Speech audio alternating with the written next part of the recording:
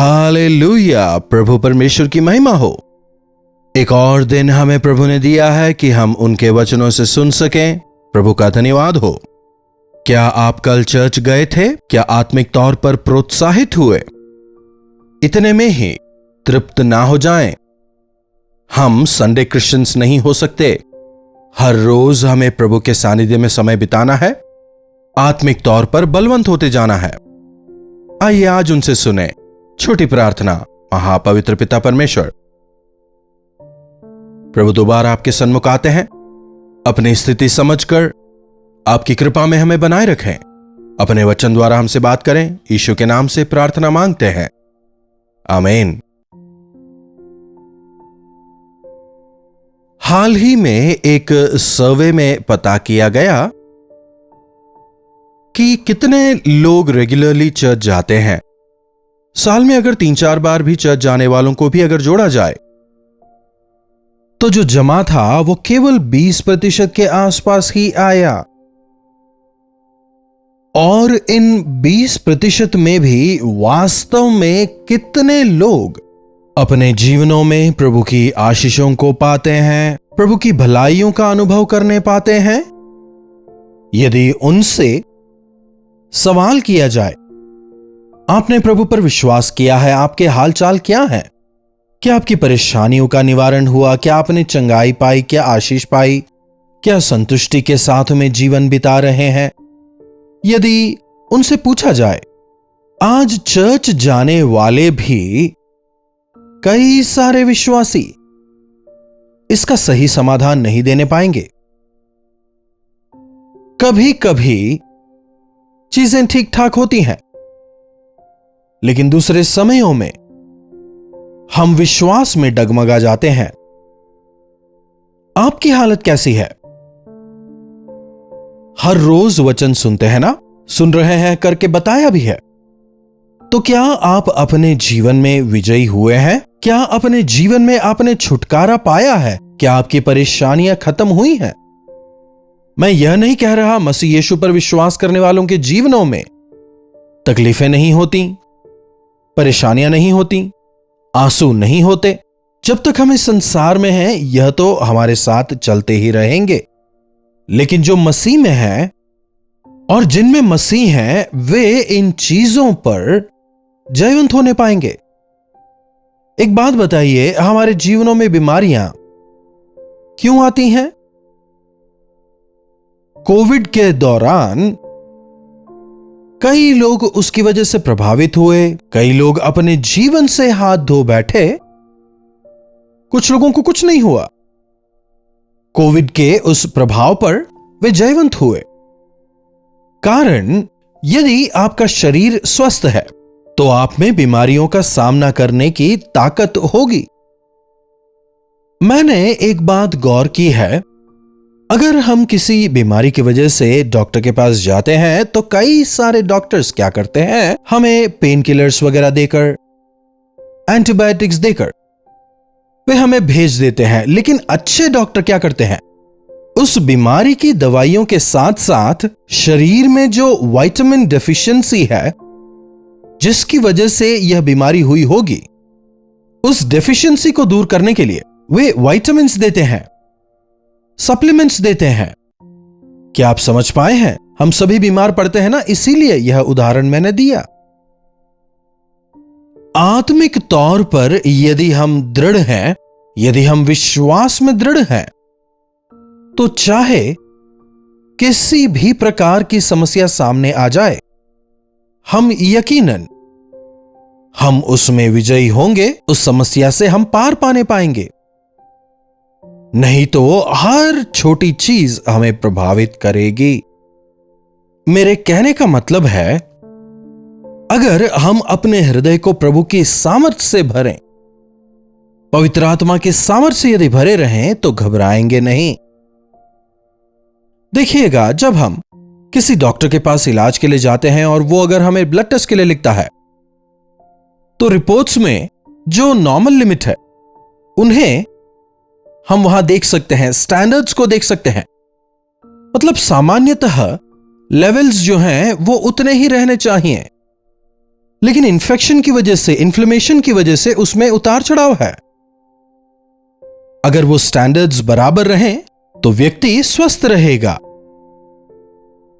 प्रभु कहते हैं ना, मैं भेड़ों को जीवन देने के लिए और बहुतायत का जीवन देने के लिए आया हूं। देखिए, यहां पर हम जिन वचनों पर मनन करते हैं, मैं आपसे यही उम्मीद करता हूं कि आप पूरे दिन भर उस वचन पर मनन करते रहें, क्योंकि समय की कमी की वजह से हम गहराई में नहीं जाने पाते।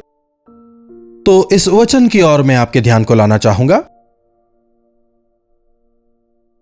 यूहन्ना रचित सुसमाचार उसका 10वां अध्याय 10वीं आयत से पढ़ रहा हूं। चोर किसी और काम के लिए नहीं, परंतु चोरी करने, नष्ट करने और घात करने को आता है। परंतु मैं इसलिए आया हूं कि वे जीवन पाएं और बहुतायत का जीवन पाएं। प्रभु यीशु यहां क्या कह रहे हैं? मैं इसलिए आया कि वे जीवन पाएं और बहुतायत का जीवन वे पाएं। हमारा आत्मिक जीवन दृढ़ नहीं है, इसीलिए संघर्षों के सामने हम स्थिर नहीं रह पाते। छोटी मोटी समस्याओं का सामना कर लेते हैं, लेकिन जब हमारे सामने कोई बड़ी समस्या आन बैठती है, शैतान की उन परीक्षाओं में हम ठहर नहीं पाते और उसके चाल में हम फंस जाते हैं। क्या अपने जीवन में आपने प्रभु पर निर्भर होना सीखा है? हमेशा याद रखें और याद करते रहें कि हमारे प्रभु यीशु वे जीवित परमेश्वर हैं। उन्होंने हमारे लिए, हमारे पापों के लिए क्रूस पर अपनी जान दी, ताकि उनके जरिए हमें जीवन मिल सके, उनके जरिए पापों की क्षमा मिल सके। वे हमारे प्रार्थनाओं को सुनते हैं। हर रोज जब आप इसे याद करेंगे, कोई भी चिंता आपको नहीं होगी।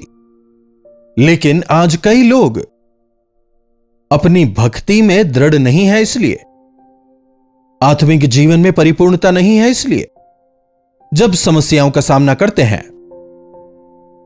निरुत्साहित हो जाते हैं।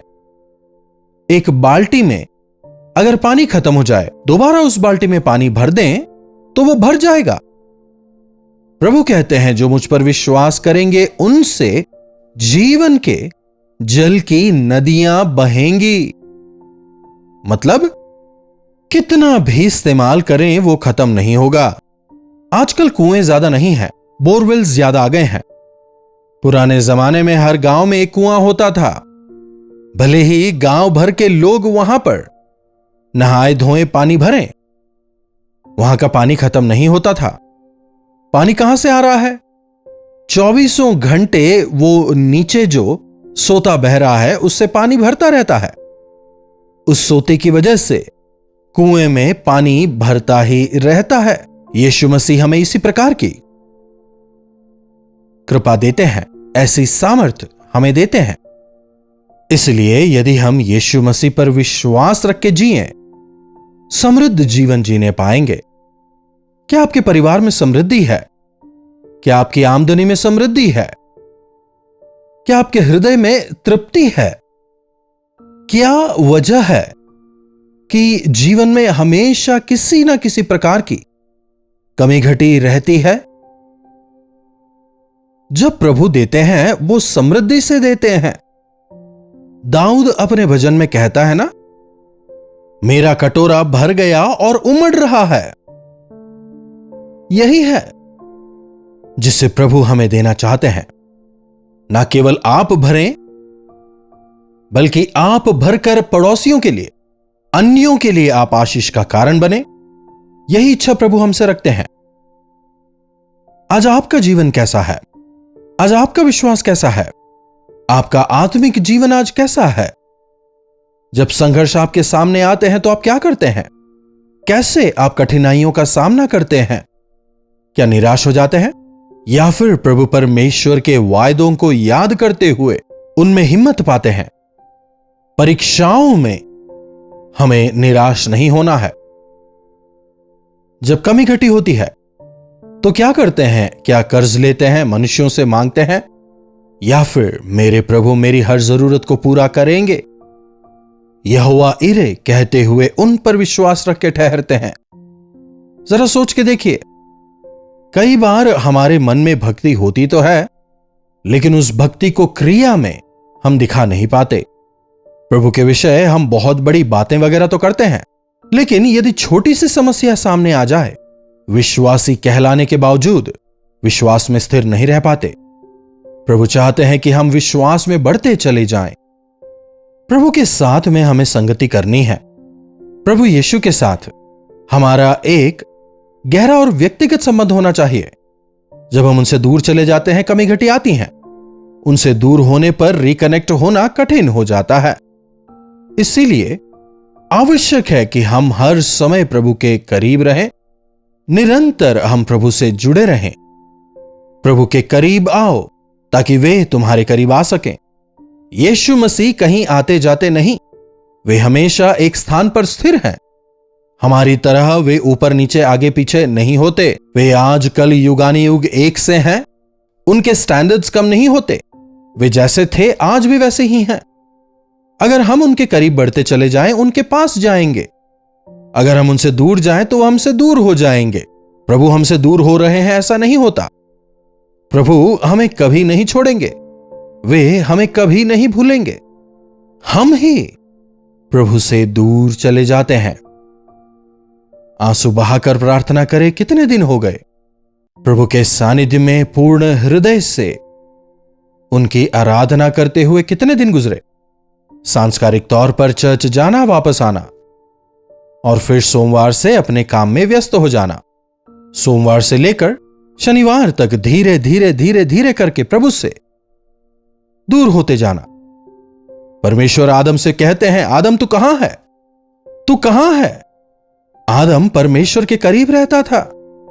हर रोज शाम को जब परमेश्वर वाटिका में आते थे, आदम हव्वा उनसे मिलते थे। वहां बैठकर सभी बात करते थे। ऐसा इंसान जिस फल को उसे नहीं खाना था, जब खाता है क्या होता है? परमेश्वर से दूर हो जाता है, अपने आप को छिपा लेता है। परमेश्वर उसे खोजते हुए आते हैं, हे आदम तू कहां है? मुझे डर लगता है। क्यों डर रहा है? क्यों डर लगेगा हमें?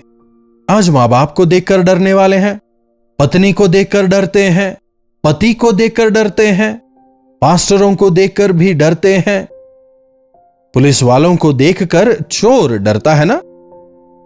कौन डरता है? चोर ही तो डरता है ना। क्या साधारण आदमी उनसे डरते हैं? जब हम गलती करते हैं, डर हमें जकड़ लेता है। जो गलती नहीं करता सिंह के समान दृढ़ता से खड़ा रहता है। धर्मी सिंह के समान दृढ़ रहता है, दुष्ट भूसे के समान उड़ जाते हैं। अपने जीवन में यदि आप प्रभु परमेश्वर के करीब रहें, प्रभु की भरपूरी उनकी आशीष को अपने जीवन में पाएं, तो हर समस्या का सामना करने पाएंगे। जीवन की हर एक कमी घटी पूरी होगी। हर विषय में हम बढ़ते चले जाएंगे। लगभग हर रोज मैं इसी बात पर जोर देता हूं। वचन का जो सारांश है यही है, हमें उनके करीबी में जाना है, आत्मिक तौर पर दृढ़ होना है। प्रभु के साथ सहभागिता करते हुए हम जिएं। हर रोज वचन पढ़ें, अधिक से अधिक समय प्रार्थना में बिताएं। तब किसी भी प्रकार की परेशानी हो, संसार भले ही ऊपर नीचे हो जाए, शैतान हमें कितना भी भयभीत करने का प्रयास करे, उसे हराने की आत्मिक शक्ति हमारे प्रभु हमें अवश्य प्रदान करेंगे। आज आप किस समस्या से गुजर रहे हैं? आज अपने जीवन में आप प्रभु परमेश्वर से कितने दूर हैं? अपने आप को परख कर देखें। प्रभु के करीब आएं, प्रभु को जकड़ लें। प्रभु मुझे उठा लें, मेरे आंसुओं को पोंछें। मैं अपनी कमजोरियों पर, अपने शत्रुओं पर जय नहीं पा रहा, मुझे सामर्थ्य दें। प्रभु से कहें, प्रभु हमें सामर्थ्य देंगे। प्रार्थना। महापवित्र पिता परमेश्वर, एक बार फिर से हम आपके वचनों के लिए आपके शुक्रगुजार हैं। प्रभु इन वचनों को जो कोई जहां कहीं से भी सुन रहा है, उनके जीवन में आप कार्य करने पाए। प्रभु, आज वे लोग जिन संघर्षों का अपने जीवनों में सामना कर रहे हैं, एक डरा हुआ या निराशाओं से भरा हुआ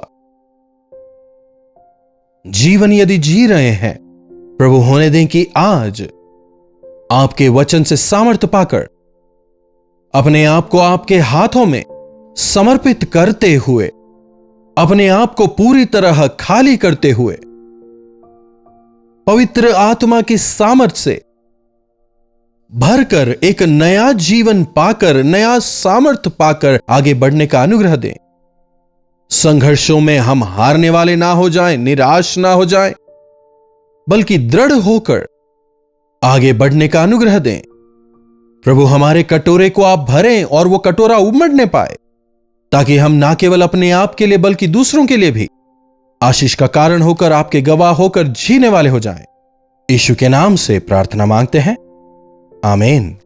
अब हमारे पिता परमेश्वर का प्रेम, प्रभु यीशु मसीह का अनुग्रह, पवित्र आत्मा की संगति और सहभागिता हमें से प्रत्येक के साथ आज, कल और सर्वदा बनी रहे, आमीन। प्रभु परमेश्वर की महिमा हो। अपने प्रार्थना विषयों को आप हमें 9884907779 पर व्हाट्सएप, वॉइस मैसेज या टेक्स्ट के जरिए भेज सकते हैं। हमें आपसे सुनकर, आपके बारे में जानकर, आपके साथ मिलकर आपके छुटकारे के लिए प्रार्थना करने में काफी प्रसन्नता होगी। आप भी प्रार्थना करें, प्रभु अवश्य चमत्कार करेंगे।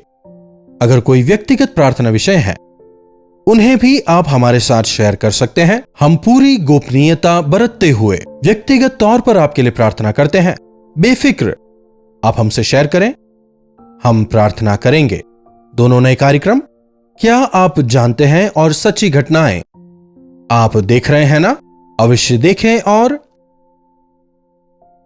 आत्मिक जीवन में बढ़ते चले जाएं। चैनल को सब्सक्राइब करिएगा, लाइक और शेयर भी अवश्य करिएगा। इन्हीं वचनों के साथ आज मैं आपसे विदा लेना चाहूंगा। प्रभु का अनुग्रह हम सबों पर निरंतर बना रहे।